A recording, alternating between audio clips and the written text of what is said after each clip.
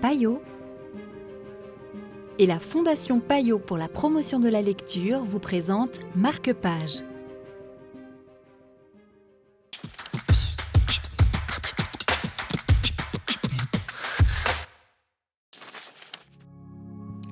Bonjour et bienvenue dans Marque-Page.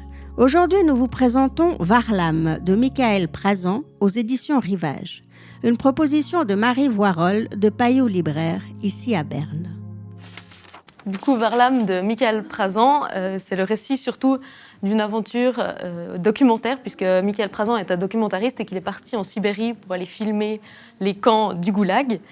Et aventure un peu extraordinaire déjà de base, et il va lui arriver un événement, il va découvrir une petite boule de poils toute chétive au bord de la route, en pleine Sibérie, un petit chat qu'il va adopter et qu'il va prénommer Varlam, du nom de l'écrivain Varlam Chalamov, qui avait été détenu dans un de ces camps de la Kolyma, donc cette région à l'extrême nord de la Sibérie.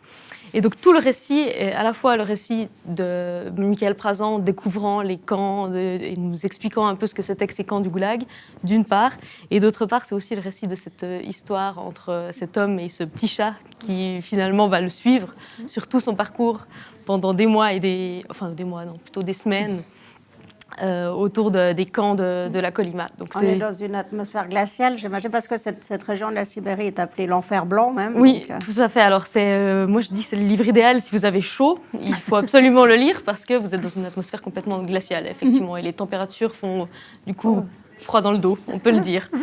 Non, mais c'est vraiment un super livre sur la Russie aussi, sur l'histoire. Et je pense que c'est un livre finalement assez d'actualité. D'accord. Bon, on va plonger dans le froid glacial de ce livre. Oui, bon courage. Merci. Merci. Comme Chalamov, ce petit chat décharné et traumatisé était une victime de la cruauté des hommes et du climat mortel de cette région.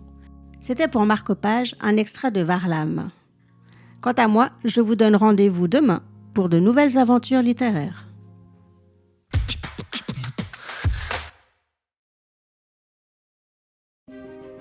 Payot et la Fondation Payot pour la promotion de la lecture vous ont présenté Marque-Page.